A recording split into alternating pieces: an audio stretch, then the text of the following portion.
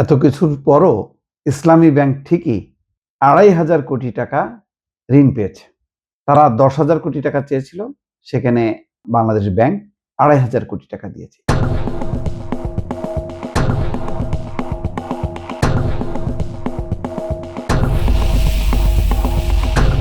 এতে বোঝা যায় বাংলাদেশ ব্যাংকের অধীনে যেই ব্যাংকগুলো আছে, এটা হচ্ছে তাদেরই সন্তান, বাংলাদেশ ব্যাংকের সন্তান।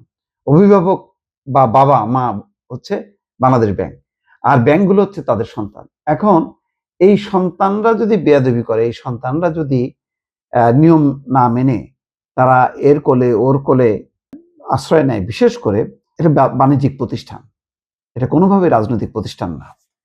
এই জিনিসটা জামাতে ইসলামের মনে রাখা উচিত। ইসলামী ব্যাংক কর্তৃপক্ষ বা এখানে যারা নীতি নির্ধারক আছেন তাদের মানে এটা ফলো করা উচিত।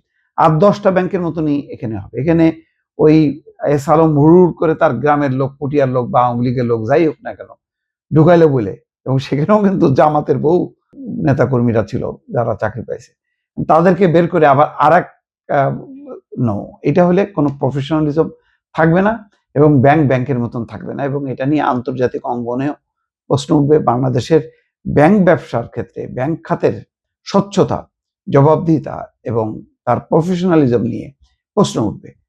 সুতরাং এইটা মনে রাখা দরকার। সংসদে এটা নিয়ে যে বিতর্ক হলো, এটা অনাকাঙ্ক্ষিত।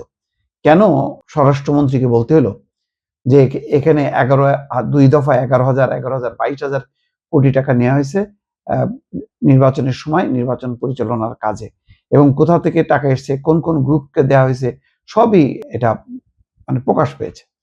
তো সব খবরই আছে। তারপরও বাংলাদেশ ব্যাংক উপেক্ষা করেনি, টাকা দিয়েছে।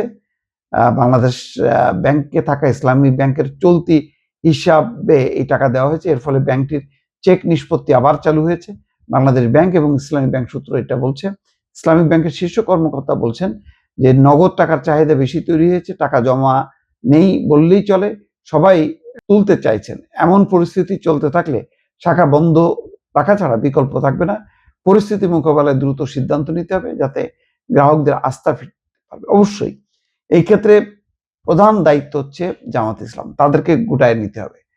আর একটা দ্বিতীয় প্রধান দায়িত্ব হচ্ছে ইসলামিক ব্যাংক যাতে নিজেরা কোনো রাজনৈতিক দলের উপর ভরসা না করে তারা যাতে নিজের পায়ে দাঁড়াতে পারে। এটা যদি না হয় তাহলে ২,৫০০ কোটি, কয়দিন পরে আবার ২,৫০০ কোটি টাকা এই টাকা দিতেই হবে, এবং এর ফলে বাংলাদেশ ব্যাংকের যে রিজার্ভের চাপ পড়বে, ইসলামী ব্যাংক তার পায়ে দাঁড়াতে পারবে না। সব মিলায় আসলে লাভ নেই। মানে এটা ওই যে কি বলে তলাবিহীন ফুটোর মতন, ওই আপনি দিতেই থাকবেন কিন্তু কখনো ভরবে না তলাটা, ওরকমই অবস্থা হবে। তো যাই হোক, একটা বাংলাদেশ ব্যাংক ভালো সিদ্ধান্ত নিয়েছে, মানে ইসলামী ব্যাংককে রক্ষা করার জন্য তাদের একটা চেষ্টা, সেই চেষ্টাটা কতখানি মনে রাখবে বাংলাদেশ ব্যাংক, ইসলামী ব্যাংক অথবা জামাত ইসলাম বলতে পারবো না দর্শক এই মুহূর্তে।